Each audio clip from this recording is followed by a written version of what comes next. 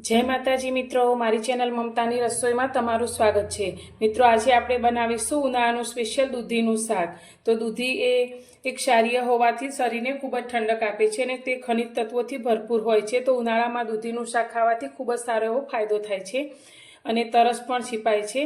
तो आज आपणे डूंगળી के लसणनो उपयोग कर्या वगर एकदम टेस्टी अने जे लोकोने दूधी नथी भावती ते लोकोने पण आ शाक खूब ज भावे अने बधानो फेवरेट थई जाय तेवुं टेस्टी आपणे शाक बनावीशुं। तो कोई पण गरम मसालाना के उपयोग वगर आपणे आ शाक बनाववानुं छे।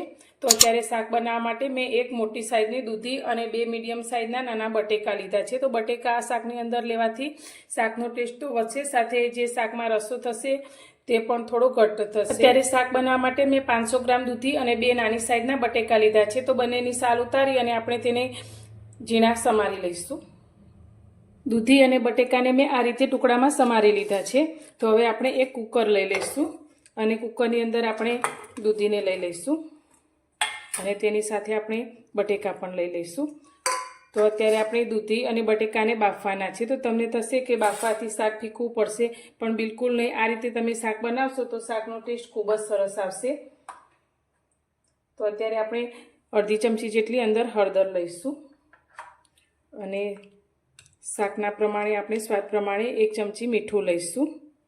हवे आनी साथे आपणे अर्धा ग्लासथी पण थोड़ुं ओछुं एटलुं पाणी रेड़ीशुं। तो दूधीनी अंदर पण पाणीनो भाग होय छे, पण आ रीते पाणी थोड़ुं लेवाथी दूधी नीचे चढ़शे नहीं अने बटेका पण सारी रीते चढ़ी जशे। तो हवे आपणे कूकरनुं ढांकण बंध करी अने मीडियम गैसनी फ्लेम पर तेने 3 विसल थवा दईशुं।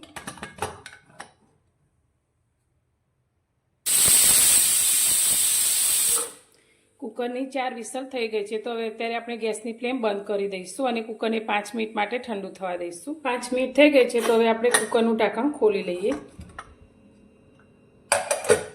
तो आ रीते आपणे जोईए तो आपणा बटेका अने दूधी सारी रीते बफाई गया छे। तो हवे आपणे शाकनो वघार करीशुं। शाकनो वघार करवा माटे आपणे गैस पर एक कढ़ाई मूकी छे। तो तेनी अंदर अत्यारे आपणे 2 चमची जेटलुं तेल लईशुं। तो अत्यारे गरमीनुं प्रमाण होवाथी आपणे शाकमां तेलनुं प्रमाण ओछुं राखीशुं। हवे तेल आपणुं सारी रीते गरम थाय एटले आपणे तेनी अंदर थोड़ी राई एड करीशुं। राई आपणी फूटवा लागी छे। गैसनी फ्लेम अत्यारे आपणे धीमी करी दईशुं अने तेनी अंदर आपणे अर्धी चमची जेटलुं जीरुं लईशुं। साथे आपणे अत्यारे थोड़ा सूकी मेथीना दाणा लीधा छे ते अंदर लईशुं। तो आनाथी शाकनो टेस्ट खूब ज सरस आवे छे। तो ते जरूरथी एड करवा। अने तेनी साथे अत्यारे मैं 1 चमची सफेद तल लीधा छे। तो 1 चमची जेटला सफेद तल आपणे अंदर लईशुं। साथे आपणे 1 चमची लीली वरियाળી लीधी छे ते अंदर लईशुं अने साथे आपणे 2 लीला मरचाने झीणा समारी लीधा छे। साथे आपणे मीठा લીમડાના પાન लीधा छे अने उपरथी आपणे थोड़ी हींग लई लईशुं अने बधी ज वस्तुने आपणे सारी रीते सांतળી लईशुं। तो आ रीते शाकमां वरियाળી अने तल लेवाथी शाकनो टेस्ट खूब ज सरस आवे छे। तमारे न लेवा होय तो स्कीप करी शको छो। तो आपणी बधी ज वस्तु सारी रीते संतराई गई छे। तो अत्यारे मैं एक मोटुं टामेटुं आ रीते समारी लीधुं छे तेने अंदर लईशुं।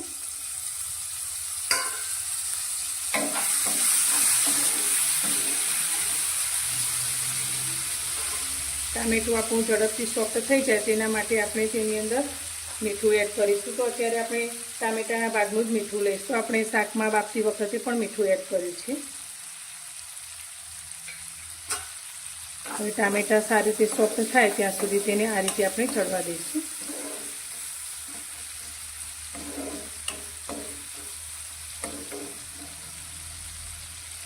बे मिनिट जेटલું થયું છે। तो हवे આપણે टामेटाने જોઈ લઈએ।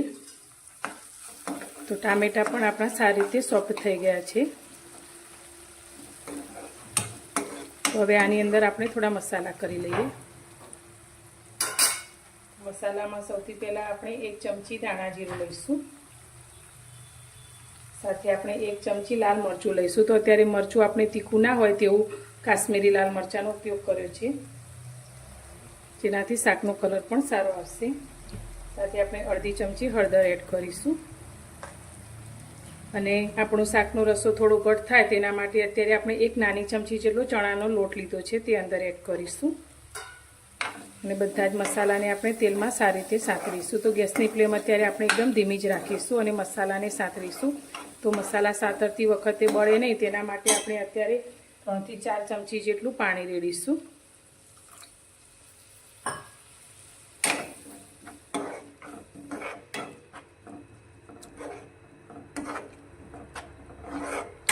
બધી જ વસ્તુને આપણે એકાદ મિનિટ માટે આ રીતે સાંતળીશું. તો આપણે જે ચણાનો લોટ લીધો છે તે પણ સારી રીતે ચડી જશે.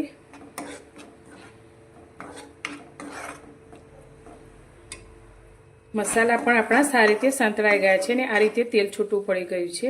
તો હવે આપણે જે બટેકા અને દૂધીને બાફી છે તેને પાણી સાથે જ આપણે અંદર લઈ લઈશું.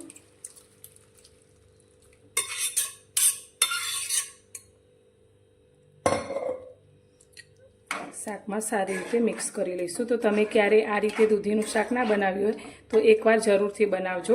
તો જે લોકોને દૂધી નથી ભાવતી તે લોકોને પણ આ શાક ખૂબ જ પસંદ આવશે અને વારંવાર આ રીતે શાક બનાવવાનું મન થશે.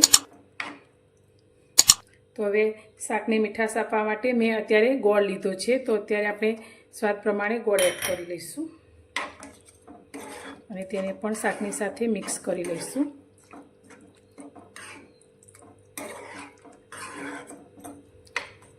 હવે ધીમા ગેસની ફ્લેમ પર શાકને આપણે 3 થી 4 મિનિટ માટે ઢાંકી અને થવા દઈશું, જેથી બધી જ ગ્રેવી શાકની સાથે સારી રીતે મિક્સ થઈ જશે.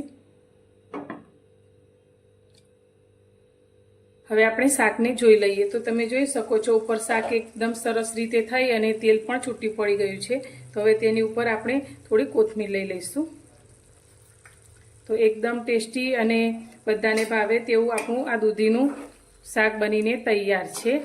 તો તમને મારી આ શાક બનાવવાની રેસીપી કેવી લાગી? જો પસંદ આવી હોય તો વિડીયોને લાઇક કરજો, શેર કરજો અને મારી ચેનલ પર નવા છો તો ચેનલને સબસ્ક્રાઈબ કરવાનું બિલકુલ ભૂલતા નહીં. તો ફરી મળીશું એક નવી જ રેસીપી સાથે નવા વિડીયોમાં.